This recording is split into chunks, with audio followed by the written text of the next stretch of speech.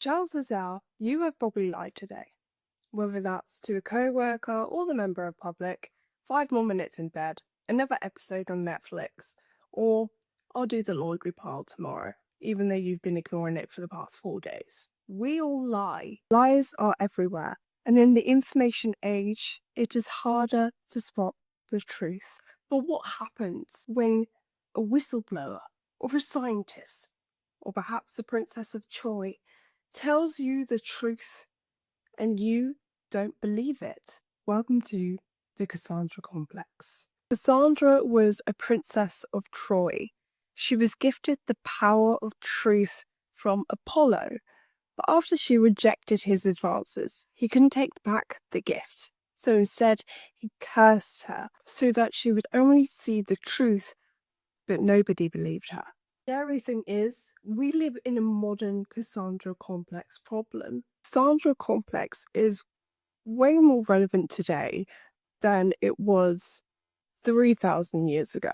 Even if you do tell the truth, even if you do provide evidence, people won't believe you. The truth has become an inconvenience. We live in an age where misinformation and disinformation is burying the truth under a mountain of lies. Now our buddy AI is making this problem 10 times worse. The problem here is that deception is a part of our nature.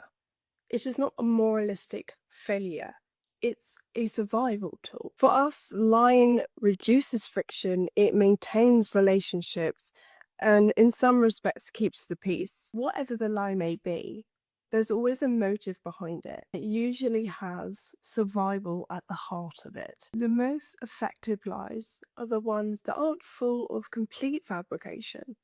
They're the ones that have an element of truth in them, mixed in so you can't decipher which is the lie and which is the truth. AI has made the illusion of lies or truth more credible. There's no hesitation. There's no shifty eyes or body language that we can pick up on. It says things confidently that has you believe in anything it could say, even though it could be completely false. When we are thrown lots of information that conflicts one another, it then becomes quite confusing. We struggle to decipher what is legitimate and what is not. And because we're getting constant information thrown at us, searching for the truth can be a very tiresome thing. So even if you do know the truth, still going to be ignored because you have all of these things to compete with. And then there's, of course, the algorithm. You see the same thing over and over and over again, repeating the same narrative. The problem with human beings is that when we are told something over and over and over and over and over again, we will believe it, even after it's been proven that that was a lie. We are still inclined to believe the lie. And of course, the algorithm never sleeps. And we now live in a world where our reality is fragmented, divided off into little sections of the internet. Beforehand, we could say a fact is a fact and disagree on our opinions. But now opinions are being passed off as facts. This is dangerous. If the truth continues to be buried and it can't keep up with the illusion of lies, society becomes extremely confused. We become more complacent, more easier to control. Confusion can be exhausting, and to search for the truth can even be more so. The problem is that we have tribal thinking, whether we like it or not. No matter how far human beings have progressed in our technology and our values, we reduce ourselves to tribal ideologies because it's our survival technique. It's self-preservation. So when you have someone who tells you that the way you're feeling is because of this, that, and the other, and all of these people feel that way, and then are provided a reason for that feeling, it becomes gospel, even though it's not really the truth. Your identity becomes tied to that version of the truth, because identity and being a part of something is much more valuable to your brain than accuracy and truth. And this is why people who are neurodivergent struggle with tribal thinking, because we value accuracy over identity. There isn't much reward for an inconvenient truth, especially if people are comfortable in that tribal thinking. We are biologically hardwired to feel safe, to feel comfortable, because we want to survive. It's our very instinct to do so. A truth that jeopardizes that is a hell of a lot easier to reject that truth, to maintain that illusion, keep people as they are, and they never grow, they never progress, they stay in that tribal thinking. And the problem is, misinformation or disinformation is highly effective. Outrageous content spreads like wildfire because it triggers high arousal emotions. Your amygdala is kicking off, while your prefrontal cortex hasn't had the time to catch up. By that point, the lie has already spread and has gained fruition. Sooner or later, it becomes regurgitated, and then it becomes fact. When someone comes along and tries to tell the truth, that person is shut down, they are silenced, and they are a victim of the Cassandra Complex. No matter what they say or do, even if they've got facts, evidence, sources, people have already decided what the truth is. It becomes so much harder to find the truth in a world that's full of deception and lies. Start ignoring our intuition and what our gut tells us, and seeking the comfort and safety of our tribes, get pushed further and further in because of the echo chamber, because of AI, because of the algorithm. Do try and be informed. You might not be correct. Truth is losing against lies. So how do we come out of this?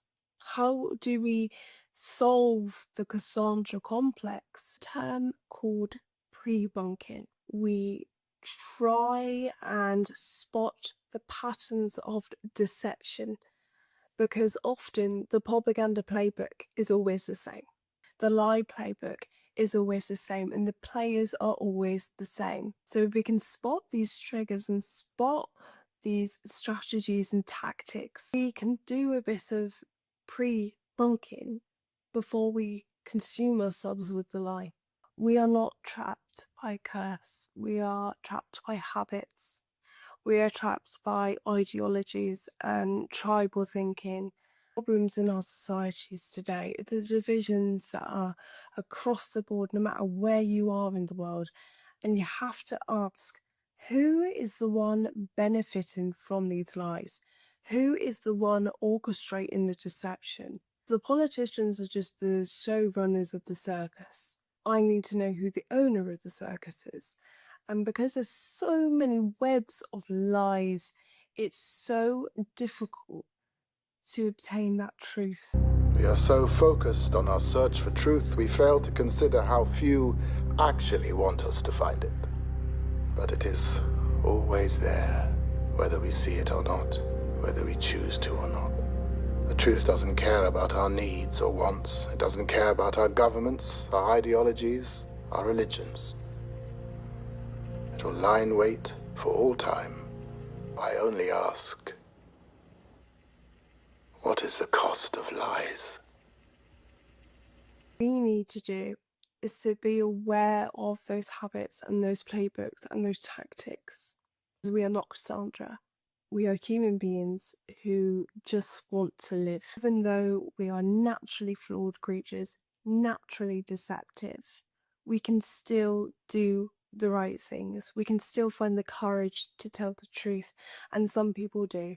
Real lesson from Cassandra: being willing to listen to something that might make you uncomfortable, that might make you think possibly badly about yourself and the people you associate with and your identity. We need to be willing to deconstruct that identity and understand how we formed it all together, even if it is based on a lie, because we can't build identities of lies.